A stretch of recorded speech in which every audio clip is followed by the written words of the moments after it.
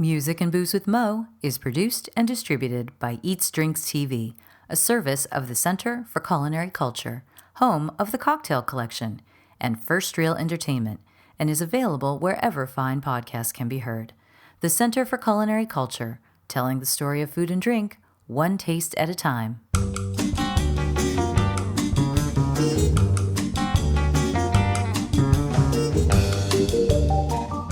Welcome to Music and Booze with Mo. I'm Mo Herms, and I've worked in the music industry most of my life, so have met some pretty amazing musicians over the years. I also love a good cocktail, and I've encountered some really interesting bartenders as well. It seems that there's a lot of crossover, so when I can, I like to talk to musicians and bartenders about music and booze. Join us at the bar, won't you?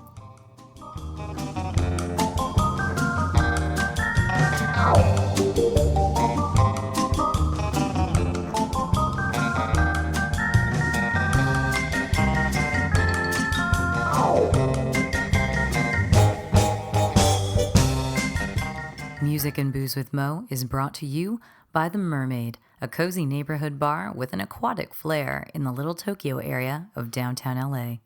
Open 7 days a week, featuring tropical cocktails and snacks, The Mermaid also has a daily happy hour from 5 to 8 p.m. Follow The Mermaid on Instagram at TheMermaidLA to hear about upcoming events and check them out at themermaidla.com. Head to 428 East 2nd Street, Los Angeles for a drink. Anybody wanna come fuck with the steel? Anybody gotta get the whole body pill? She's a bitch when they say my name. Talk more jump but won't look my way. She's a bitch. See I got more cheese. Back on up while I roll up my sleeve. She's a bitch. You can't see me, Joe. Get on down while I shoot my flow. She's a bitch. When I do my thing, got the place on fire, burn it down to flame. Today I get to talk to Daddy Longlegs. Daddy Longlegs has bounced around Chicago, Alaska, currently residing in Salt Lake City. Anywhere there's a mountain and snow is a place that makes this person happy. Also, this culinary school graduate is bouncing between the two worlds of pastry and cocktail. Sometimes they exist simultaneously, and there's a lot to relate between them. This person is really wonderful at rhyming as well, and so we get to hear some rhymes, which I love. You can catch them at a spoken word performance, possibly, and writing songs here and there. I mean, his dad was a DJ, a Chicago house DJ, so obviously lessons were learned. All kinds of grooves here. And let's talk about it. Let's talk about how all these things intersect and how important it is to create identity, to create community, and keep those things vibrant and alive. And this conversation is probably one of the liveliest I've been able to have. And I loved it so much that I need to get to Salt Lake City, but I'm a little afraid of snow. So maybe in the summertime.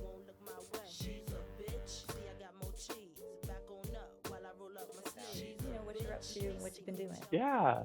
Hey, what's up? Hello, y'all. It is the one and only your favorite non-binary baddie, Daddy motherfucking long legs. I Best am so, intro ever. thank you. Wasn't rehearsed at all, just rolled Of off the course not. tongue. No, absolutely. It was very So natural. happy to be here. Yeah, a little bit about me. I've been in hospitality now for I want to like 10, I would probably say like 10 plus years, like right out of high school, went to culinary school and I've just been working in kitchens and bars ever since. So a little bit of a hospitality brat. Currently posted up in Salt Lake City, Utah, where I work for a local cafe as their pastry chef. And then I freelance bartend, just doing events, picking up shifts at homies bars and stuff like that, and just keeping my hands wet with liquor all the time. Like it's really fun. I love it. Yeah, I was going to Um, say, you being a pastry person that we just discussed is trouble for me whenever I get to Salt Lake City because I will just expect all of the pastries from you. oh yeah, please come see me. I have so much fun at the bakery that I work at. Shout out to Picnic Cafe, shout out to the entire back of house team. I love y'all. Thank you for holding the bad bitch down. But since this is a music and booze thing, I Yes. figured we would talk about the booze side of it since you said your hands are still wet. So let's talk about the booze Yeah. side. Like, Did that, since you went to culinary school, did it all sort of happen at the same time for you? Because God, no, I couldn't yeah. imagine doing like I don't think young me would have been able to handle like being so attracted to both of these things at the same time because like food for me started way back in the day. I started cooking when I was 10 years old, and it's because of my love for writing. So Mm. I always thought that I would be a writer, like, like write books, short stories, and stuff like that. And then I entered an essay contest when I was in the fifth grade.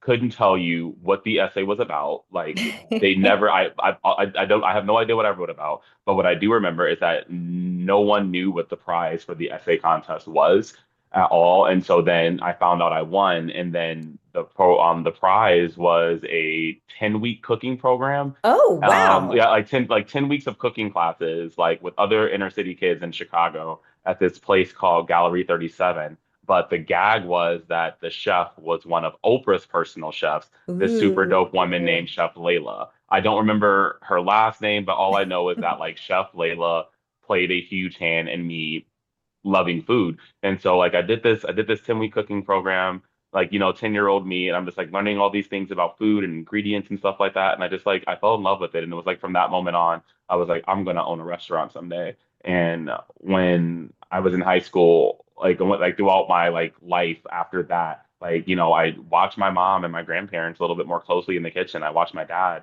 on the grill and stuff like that, and just really gained an appreciation for it. And when I was 16, I started just like making like box cake mixes and stuff like that for friends. And I was like, baking is fun, like, doing like little box cake mix, like brownies and cookies and shit like Mhm. that. And then right after high school, like I graduated high school a month later, I was in culinary school, like just doing it. Wow. Oh my God. And right after culinary school, the day that I graduated, I took a flight to Alaska to work for Princess Cruise and Resorts in Denali National Park as a line cook. And after that summer, I moved to Utah to work in the pastry kitchen at Deer Valley Ski Resort. And like at that point, I was like, I fucking love mountains. Like I want to be around mountains all the time. And so since then, I've been bouncing, like, I've spent like the last 10 years bouncing back between Chicago, Alaska, and Utah, like, just like, a little time here, a little Really? time there. Yeah, just like Oh, moving wow. around. And when I came back to Utah, or actually while I was in Utah the very first time, my first like job as a bartender, I was working shifts at an Einstein's Bagels, and then I was also doing shifts at Deer Valley still. And I met this woman that was a server at this restaurant up the street, and she's like she would come into Einstein's all the time, and she was like, you're really really good, like you're fast, like you're efficient, like you would make an excellent server. And I was like, I never thought of that. She's like, well, my job is higher, you should apply. And I was like, yeah, I will. And so then like 2 weeks later, I dropped off a resume, and Mhm. earlier that day before I dropped off the resume, like 60 or 70 like high school kids all came into Einstein's Bagels at once. And I was on the front lines, and so like I had to handle it with like the team and stuff like that, and I busted out. Oy. And then super super super normal shift, and then I went and dropped off the resume. Didn't know that I was handing it to the owner, and he was like, "Oh, I actually came into Einstein's Bagels today. Like I saw you working. Like yeah, I hire you in a heartbeat." And so Ah. he gave me my first serving job. Shout out to Sammy from Sammy's Bistro in Park City. And after that, like we were servers, but it was like everybody made the drinks. You know what I mean? Like people either Mhm. on the Mhm. floor, or you were on the bar, but like you had hands, you were back there making drinks and stuff like that. And so I learned how to bartend from that place. And then fast forward a couple years later, I'm applying for a serving job at like at another restaurant in Park City.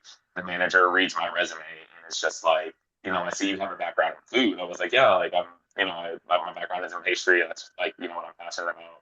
And they were just like, I know you're applying for a server position, but how would you feel about being my lead bartender? And I was like, I don't know anything about bartending besides like the bare basics, you know what I mean? And they were like, don't worry, I'll train you. And his whole thing was, he was like, you have a palate, and Mhm. that's something that not everybody has. And he was just like, I think you would be really, really dope behind the bar. Like, would you be interested? And I was like, yeah. And I accepted that position as lead bartender. This guy, Jeff Labounty, trained me up. Like the first cocktail book I ever read was one of Death and Co's at Mm. the time, and like that's how I learned about the classics. That's how I learned a bit more about technique. And then right after that, I just started like turning out menus. everything that I made in the beginning was just like so freaking sweet because my palate was a bit more used to like working with, pastry and like things Yeah, were yeah. things were a little bit sweeter on that side. And that was before I got into like, more savory and exploratory flavors and stuff like that. So like all of my drinks in the beginning were super trash, like very, very sweet sugar bombs. And and now they're not anymore, and I'm very happy. But yeah, that's how I got into marketing. So someone decided it for you, basically, and you were like, I can rise to this challenge. It was like the restaurant was super cool. It was this place called Silver Star Cafe, like tucked like right off of like one of the lifts, and it just overlooked like this beautiful golf course in Park City, Utah. And I was like, this could be nice. And I don't know, like I was young and eager to try something new. I really needed a job. Yeah, And because at the time I was working at a pizza place, like turning out beers and pizza as a server, and like it was fun, but I was like, this is not what I came here to do. yeah. So I'm very grateful that somebody, kind of like pushed me in this direction because I can't I can't see myself doing one without the other. Bartending completely informs pastry. I'm constantly trying to put alcohol in things that don't need alcohol, but I'm just like, but if this had a little bit of agricole in it, and it's just like, bro, this is a sugar cookie. You gotta relax. I'm just like, I know, but with some agricole in it, it would hit. No, no, okay. Actually, I would love to try a sugar cookie with like a hint of agricole in it. Like just Yes. the way that would twist it. It's sort of I feel in the last few years there's been a lot more of a focus on, for example, the saline and cocktails thing. Hmm. And Hmm. you talking about your sugar bomb drinks from the past, and there's some of those drinks where people are like, well, yeah, bitters are the salt and pepper, but sometimes there's actual salt, or olive oil, or is this Yeah. that savory, the umami thing, something like that winding up in the cocktails. So I'm curious, Mhm. like with your brain, I would think that moving over into the cocktail world was a pretty easy segue. It like it kind of was like what I had that I'm so grateful for is that I came into bartending with an understanding of like flavor pairing.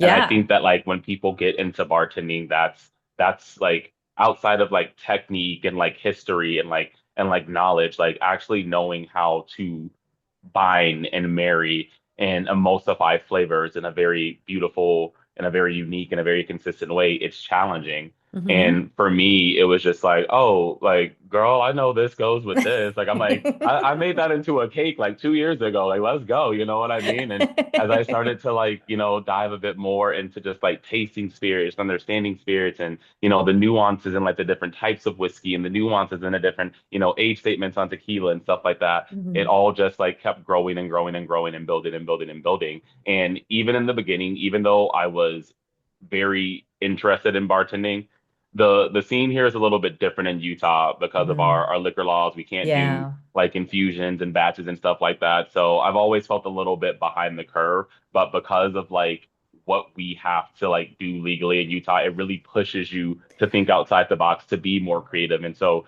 for me, that came across through like unique flavor pairings and like utilizing pastry techniques to present garnishes and stuff like that. Hmm. And I don't know, I just love it. I really can't see myself doing one without the other. They completely inform each other. And and vice versa. I'm always looking at pastries like how can I replicate, a pastry into a cocktail. I do this little pop-up at the bakery that I work at called Sunday Service. Hmm. And it's just an in-house pop-up with me where it's like I do a bunch of like off-menu things that are just like really fun and kind of wonky. And I did one last week with the local chef named Joe, and they did like kind of like a savory brunch menu, and I did like a more sweet kind of like bakery Hmm. brunch menu. And I took three classic brunch cocktails and replicated them as dessert. So I had a mimosa cake that had like vodka, champagne, fresh orange juice all into the cake, glazed in like prosecco and like butter crumble, mimosa Oh my curd, and there was like a God, a lemon stop cha it. a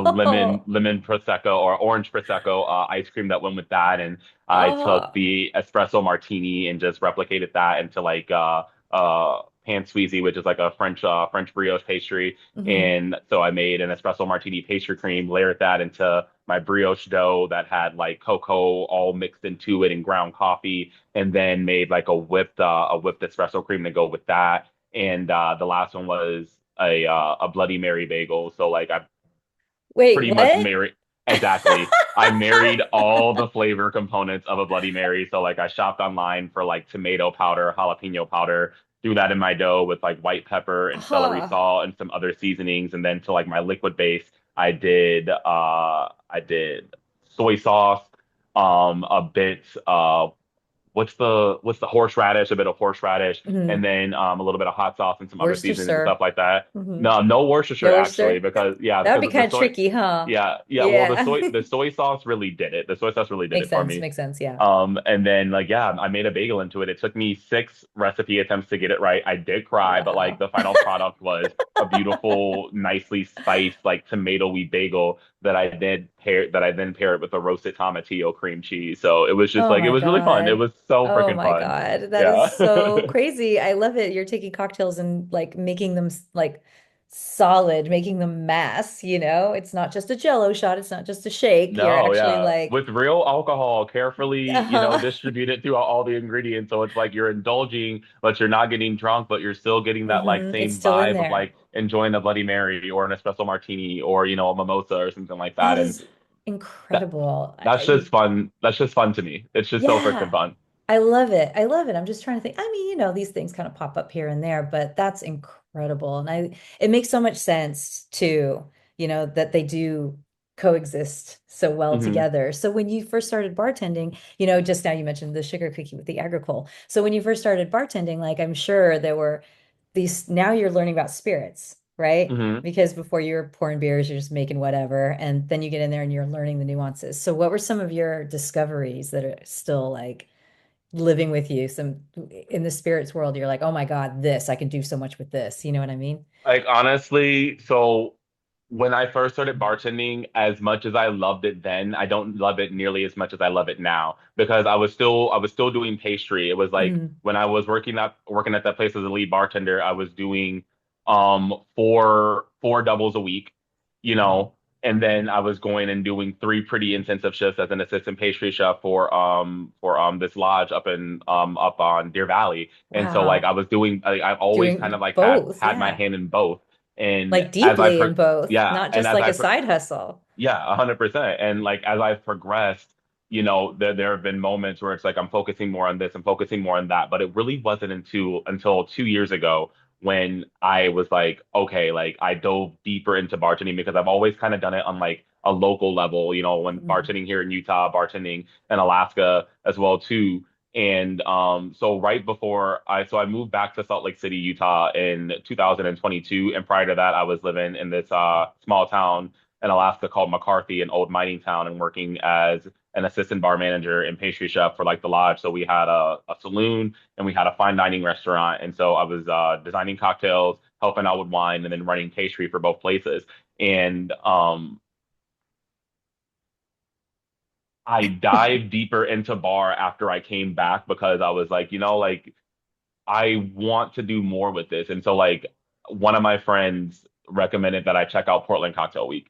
And I Yeah. did. I attended and I met so many people. I learned so many things and it gave me a renewed perspective. And so I started looking into like competitions and educational Mhm. opportunities and stuff like that. And it just completely opened my mind and just reignited this fire to like explore.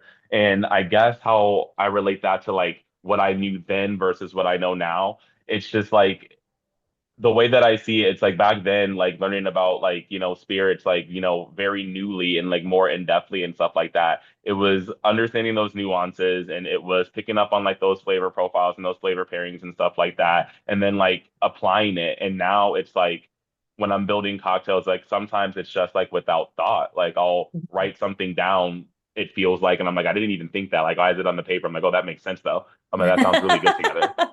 So I don't know. It's been a beautiful journey, truly. You just have a great palate just from the I'm I'm get-go. I'm I'm not saying all that now. It's like I know what I You like. have I good know what I training. like.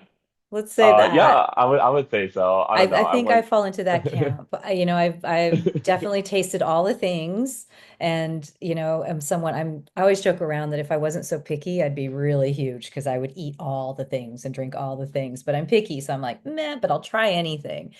My brother, on the other hand, who started cooking when he was like 6, Mhm. um, has a great palate.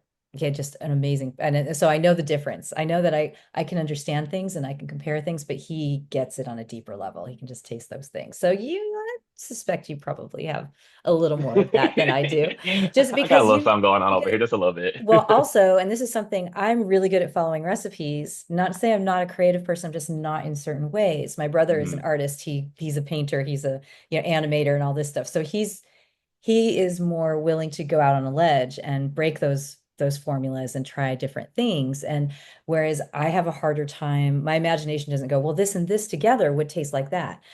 But you know that. You have a better sense of that. I Yeah, can just tell from what you're saying. sometimes like I'll look at a recipe like because like like I feel like it's 125% do like possible. I do it often, regularly even, like building a recipe from the ground up just based off of like what you know. You know what Yeah. I mean? It's like I want to make a bagel. Okay, cool. I've been making bagels for X amount of time. I know that a bagel needs X, Y, and Z. Cool. You know that this proportion and this proportion is going to have this reaction. Cool. Let's further break that down.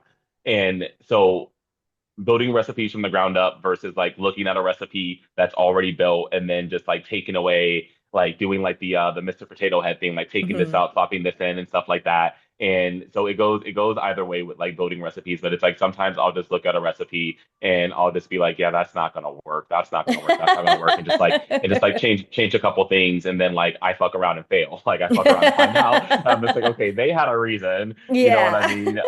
mean? For doing what they did. Let me go back to the drawing board. But it's like I'm afraid to fail in a lot of ways. And I think that as humans, like a lot of us are. But when it Yeah. comes to fucking around with a recipe in the kitchen, one thing you're not gonna catch me doing is sitting back and being like, oh no, I shouldn't do it. But no, no, girl, we're gonna try this. It sounds crazy, it sounds wild, but girl, we're gonna try it and we're gonna see what happens. And it's like that I don't know. It's like I approach pastry so differently than bar. It's like with bar, it's like, okay, this has to be very delicate. This has to be very precise and very, you know what I mean? But with Yeah. pastry, and it's so funny to me because people are like, pastry is such a science, like you have to measure absolutely everything. I'll be in there like, girl, that feel like 50 grams in my hand, so I'm just gonna go ahead and do So add you're a free little pouring bit. your pastry then. Like literally just out here free pouring AP flour like it's nobody's business. And I think that's so fun. And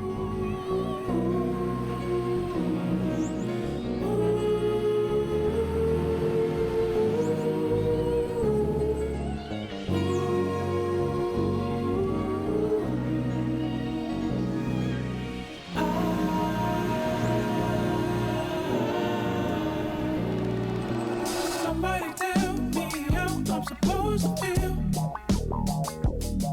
when I'm sitting here knowing this ain't real. What you're saying is making me think. We talked before we started recording about you competing in the most imaginative bartender competition and yes. everything that led around that. So that sounds like that was probably an opportunity for you to do a little weird, Yeah, potentially. it was like so with me doing pastry and bar, during COVID is when this started because we had all the free time in the world.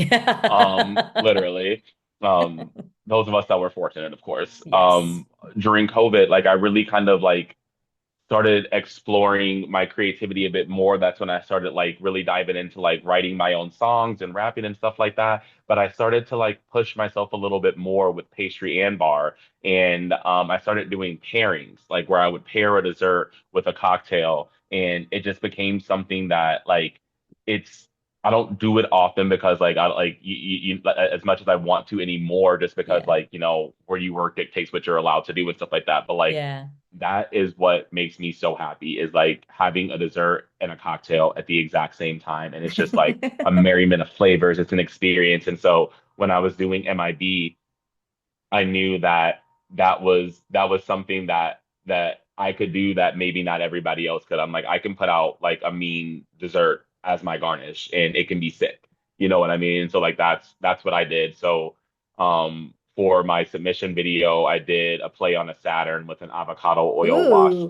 Bombay Ooh. Sapphire. And Whoa. then You just started yeah. and I'm already like, what? It was an avocado oil wash Bombay Sapphire. There was some overproof gin in there. I made a golden falernum, and then there was a pistachio orgeat, and then I just took all my discard and replicated that into a dessert. So I took like the discard from the pistachio orgeat Mhm. and made it into like kind of like a creamy granita. And then I made like a Ooh. cookie base, and like I wanted it to kind of look like, a Saturn. So I served Mhm. it in like a teacup because like I wanted to reveal until the teacup sat on top of like this bowl, and then like you remove the teacup, and you're like, oh my God, it's a fucking dessert. And then for and then for the semifinals in DC, I kept with the template of a Saturn, completely changed the flavor profile, went with hazelnut instead of pistachio, redid, my golden the golden syrup that I did in there as well too. And the dessert component was that with that was like a Bombay Sapphire mousse with like toasted coconut, and I Oh, made a Coca Americano fluid gel, oh and my then God. yeah, it was just all it was just all over the place, but like it really worked. I think I think it worked. And then for the finals, I leaned completely into like doing a savory martini because when I started that competition, martinis weren't a cocktail that I really enjoyed. But like, Hmm. you hanging out with Bombay Sapphire, you could be drinking on some motherfucking titties. So like, you're gonna have to get Yeah. the So you're chill, like, sister. yeah, I better And figure this out. Yeah. by the time we got to the finals, I'm just like, martini me, please. Like, make it five, actually. Like, I love martinis now because like they showed me how to properly do that, and like, you know what I mean. And so I kind of went with this merriment of like a martini meets an Adonis, like playing with like sherry. So I infused sherry with black garlic, furikake, and toasted sesame, and then it was Wow. Bombay Sapphire. I had an Amaretto vermouth in there as well too, and some other yummy things. And then for the dessert component, I took phyllo dough and made a crisp layer with brown butter and like dipped the whole thing in furikake. There was a brown butter lemon curd and crumble and like just all these things. And yeah, like Oh, doing dessert and cocktail pairings, it's like it's my favorite. It's my my favorite taste thing. buds are already reacting to that. Just the savoriness of that. They're like that's that little pinch feeling that you get when you It get was all like the that. cocktail. The cocktail was so savory, and like I love that. I really love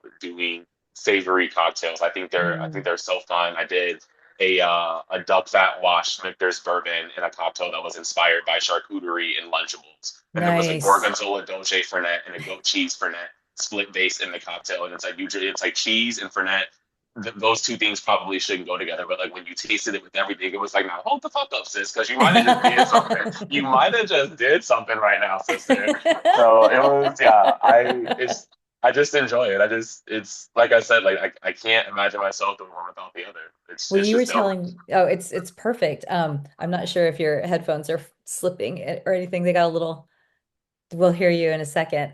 You were telling me too about the playlist that you created, which we have Yes, for the podcast. Perfect. Headphones are yes. great. That went along with that, which I was saying, like, I want to live in your playlist because it's so beautiful. Thank you. It's Oh my such an gosh. amazing collection of just positive, sexy, just like just the vibe of it is something that just makes me feel warm and happy and like and uplifted, you know? Hmm. And I'm not sure, you were saying it was also kind of Afrofuturism inspired too. Yeah. Yeah. So the playlist that I created and sent over to you is called Journey to the Iconics. That was my final presentation name for Bombay Sapphire, for the Bombay Sapphire competition with Tales of the Cocktail. And I knew after making it past the semifinals, making it to the finals, like I went to the African American History Museum in DC and came across this Afrofuturism exhibit, and I was like, cool, I'm gonna do my final presentation inspired by like Afrofuturism and stuff like that.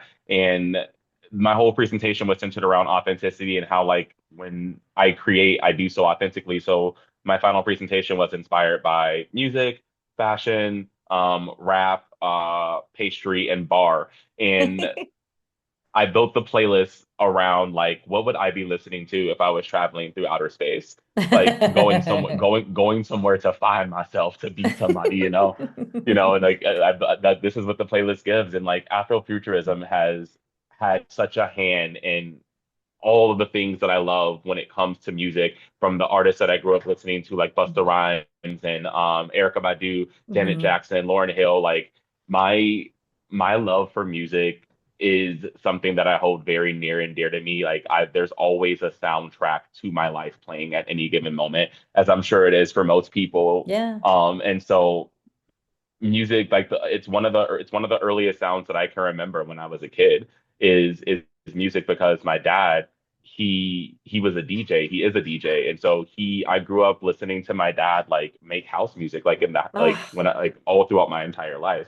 and in And Chicago, I I'm telling mean, you hello, from the time I pop out the womb, it was there was music. eat, break me Yeah. off, like it was just like that from the time they said it's a boy, and When did that you start making music yourself? me, well, I can't even say that like I make music. I will say that like I write, and Oh. I'm not sitting at my computer mixing and mastering and stuff like that, producing by any means. But when I hear a beat that I and I want to flow, like I'm in my zone, it's like I'm gonna do. It. And so I think I wrote my first song ever. Um, Probably a year before COVID, and it was Hmm. called Vibe, and it was just like this happy little doodad that I was just like experimenting with. Like I've been on a map. I think I like to try and ride with it. Sick and tired of wasting all my energy on toxic shit. Like and just kind of ran with Nice. that, and like I was like, yo, like this is dope, and I turned it into like a whole thing. And then once COVID happened, we're all on lockdown. Like I dived into that more, like listening to beats on YouTube and on SoundCloud, and just diving into like artists that I loved more, and like just sort of like creating like my own songs. And then Mhm. I would sit back and rap with my friends like for fun. And then I really don't know when I was just like, yo, no, you really can flow. You know what I mean? Hmm. And Hmm. when I was in Alaska working for that lodge. I did 2 summers with them, and we did an open mic night every Thursday. And I started like doing some of my spoken word and stuff like that, and some poetry and whatnot. And then occasionally I did a little song. And then like my second summer, every week I wrote a new rap and did it at open mic. Like every Nice. week, like every week, I was like, that was what I worked on when I wasn't in the kitchen or behind the bar, was That's just so writing cool. raps. Yeah, and it was fun. I would just find the beats online and like sit up in my room in the attic above the fine dining restaurant. Really funny story. And I would just write, or I would go down by the river, or I would go on a hike and just like have all these beats The downloaded on beats my in your phone, and head. just yeah, Mhm. and just flow. And like I would allow it to be unfiltered, and I'd be like, don't get in your head, even if it doesn't make sense. Just like push through, even if it doesn't rhyme and shit like that. And it's something I do for fun, Yeah. honestly. And I've always thought about like it's on my bucket list. I'm just like record a song, release a mixtape, and it's like it's rapping and writing songs has never been something that I've really, really, really wanted to pursue professionally. Yeah. It's just like I think that it's a part it's a part of my identity in a sense that like this is something that I do, and this is something that I feel like I'm pretty good at.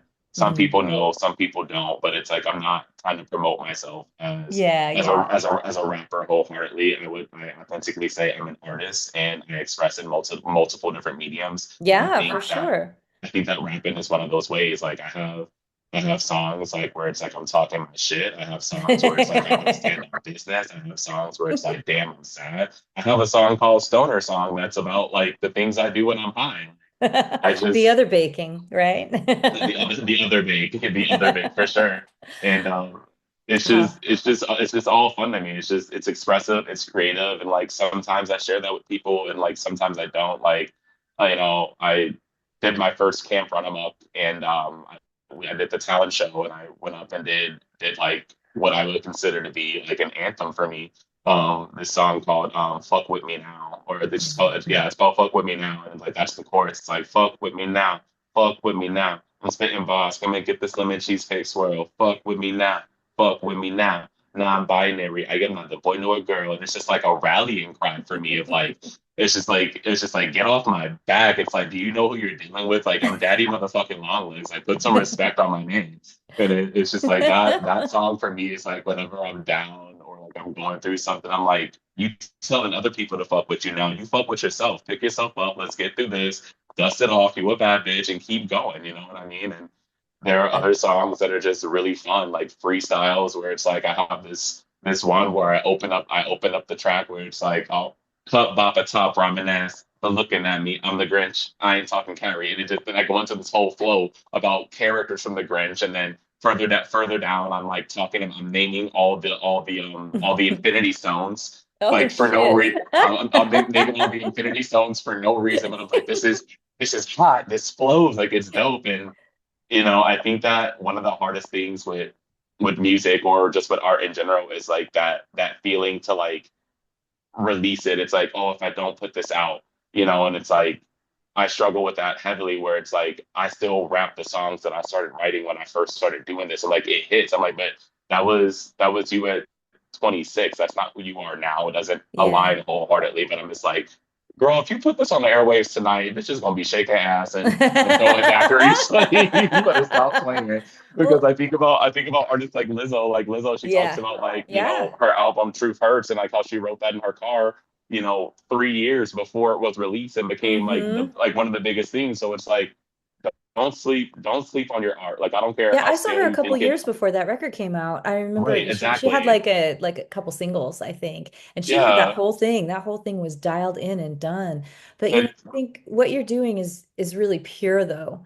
And I think if you because you are releasing your art just in different ways.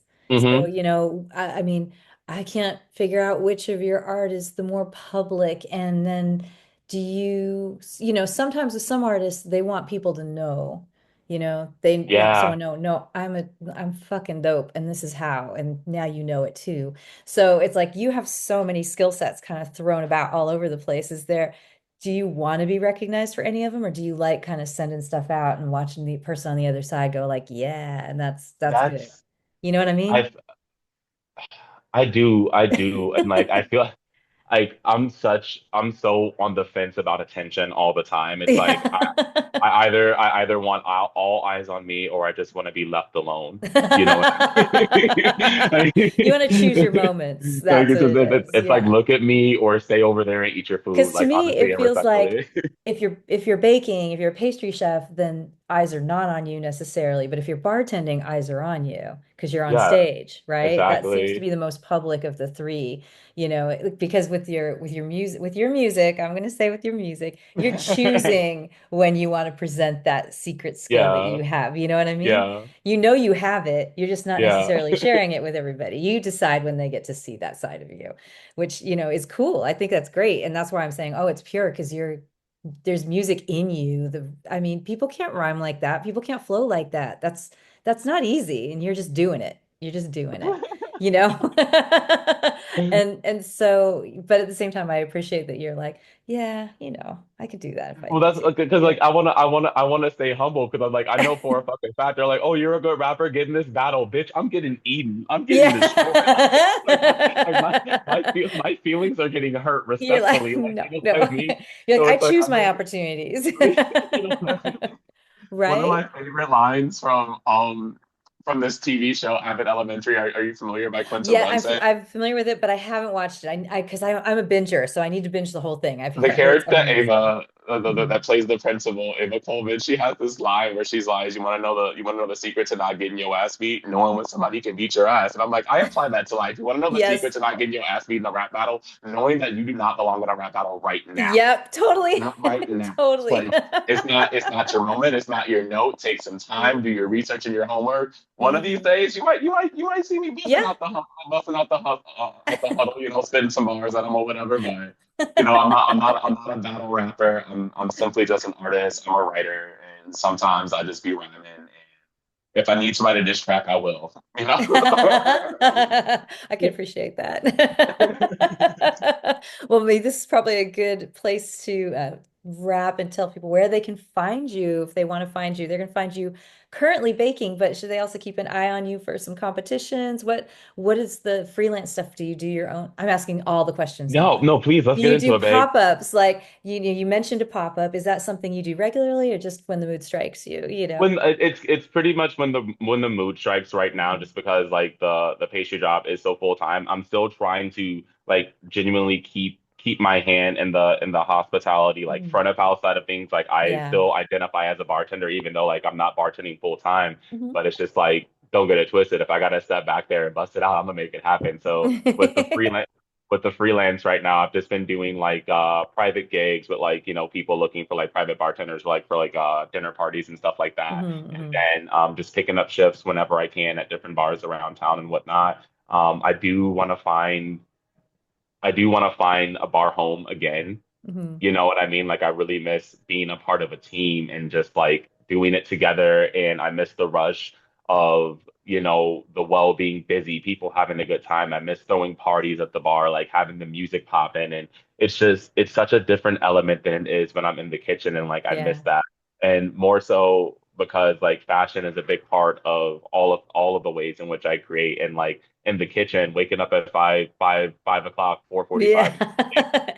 You can't it's really get giving yourself together at it's 5 a.m. really giving t-shirt and pants and like that's so out of my element versus like when I'm behind the bar like I started calling myself a style tender like 2 years ago because I'm just Ooh, I like like I it. bridge I bridge the gap between like fashion and cocktails and I'm just like but that's Yes. just I'm just expressing myself like when I feel like I look good behind the bar it's like nothing is stopping me like you know what I mean because Yep. like my look is very important to me and I don't mean that in a convoluted kind of like ego driven type of way when No. you are a person that grows up marginal like in marginalized communities like being black being non-binary and being Hmm. queer you know like that's my big three those are the big three things that like I can't separate myself from so it's Hmm. like when you grow up with those intersections you know identity is something that doesn't come necessarily easy for like for everybody like us you Yeah. know and I've struggled a lot with identity, you know, over the years. And so like now that like I know who I am and I feel very strongly about, you know, my identity and especially my gender expression and how I present myself and that sort of thing, it's Hmm. like you can't come into a bar where I'm working and just get a drink. You're getting a daddy long legs experience. It's the outfit. It's the way that, you know, you know, slide across the bar. It's the way that like I hype up the room. It's the way Hmm. that I shake my tens and like it all just like it all intersects. And it's the same way in the kitchen. It's the way I razzle dazzle when I'm not following recipes. It's Yeah. it's the way I fuck up bagel recipes and I'm just like, well, that sucks. Let's do it again and just keep going, you know. It's Oh, I mean, I don't even remember when I first thought it at some point. Maybe I was even in high school. I realized that for me, I love to wear dresses. It's easy. It's one outfit. I can throw it on. I love a But dress. at the I same love a time, dress. right? Put on a dress and like look in the mirror and be like, I'm put together. It just took the one. You find the right dress, the right outfit, and you put it together, and then you just feel like, yes, It just you can a, conquer now. a It's good for me outfit will anyway. always get me going. Same, Absolutely. same, But same. yeah, I'm here. I'm in Salt Lake City. If anybody wants to follow me on socials, that's at Desserts and Alcohol. If Desserts and anybody alcohol. That's Desserts like and that Alcohol, is the absolutely. best combo ever. I'll give you one more. I'll give you one more little bit of lore. So Desserts and Yes. Alcohol started because like I wanted to like I was like I want to open up a bar. I want to open up a dessert Yeah. bar. That is end game for me is opening up a dessert bar and lounge. If you're listening to this and you just so happen to have a couple mil that you want to splurge on a patty to help me bring this to life, let's connect. Let's Yes. connect. But Desserts and Alcohol is like the that's what I envision that as and I want to call it DNA. So yeah Oh, that's beautiful. I love because that. That's it's so in me, good. it's not on me. So It's true. Yeah. I feel like that would be a good fit for Salt Lake City too, because of those liquor laws that we were talking about. mhm, Something like that, it might benefit. I mean, I don't know. I just know you get so creative. One would be forced to be so creative when you have those kinds mhm. of limitations. And I feel like in the dessert and booze world, they would lend themselves really nicely to each other. Absolutely, All that, as you've been absolutely. talking about the whole time anyway. So. Okay, well, thank you so much. Don't go anywhere, but thank you so much for doing this. I just This loved was talking so with fun. you. I And I got to get to Salt Lake City because I know there's amazing things happening there, which is amazing to me to even think There that that is was possible once upon a time. there is so much talent in these mountains. Like I'm Hmm. telling you, it's like this this city is slept on, but I think it's gonna keep waking up. It's gonna keep pushing the boundaries of what we can do here, for Yeah. ourselves. And there are going to be more people bringing attention to Hmm. what is happening here. And Yeah. we just want people to see us, to recognize us, to Yeah. invite us out, like invite me over. Let's go. Like, let's do it. You know what I mean? Let's fly you out. Like, come on, flew me out to come in and show y'all how we do it in Salt Lake City. Like, come I on, like it. and I let me like bring all the homies too, because I want absolutely everybody to eat in every possibility. I'm rooting for Mm. everybody Black, but I'm also rooting for everybody else too. Like, there's Yeah, literally room for all of us to eat at this table of creativity and community. And agreed. I want to see more people like me and more people that don't look like me taking up space, getting their flowers, collaborating with each other, uplifting each other. It's like that's what I'm about. That's what I want to be about. That's what I continuously push myself to be about. And yeah, that's just that Well, on you're that. starting in Salt Lake City and you'll just get it to the whole world. How about that? Eventually, Daddy Long is Eventually. going international. Y'all better believe that. Yeah. Thank you so much. You're so welcome.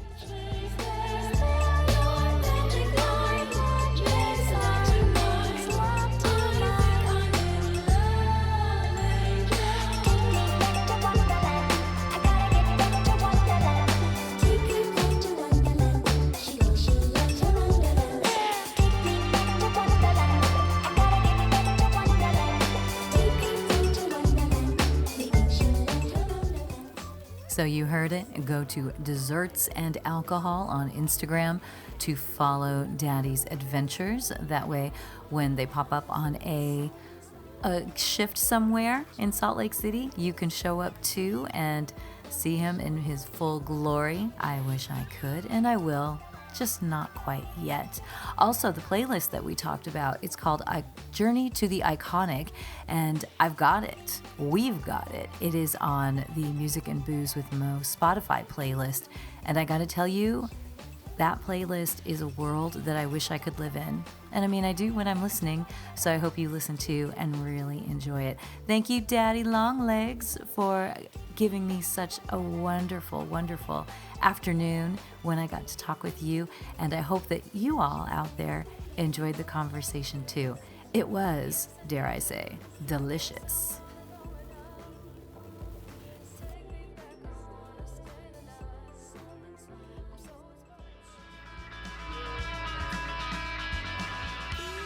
Thank you for tuning in to our barroom chats on Music and Booze with Mo. For more info about today's guest, or if you want to connect with me, check out my Facebook page, Mo Herms. Please subscribe to the podcast and feel free to tell all your friends about it. While you're there, give the show a rating and a review. It really helps to get the word out. If you want to hear the playlists our guests have curated, search She Be Mo on Spotify, SHEBMO. Find pictures of the interviewees and the cool stuff they create on the Music and Booze with Mo Instagram account. Lower your expectations and join us at the bar. Till next time, cheers.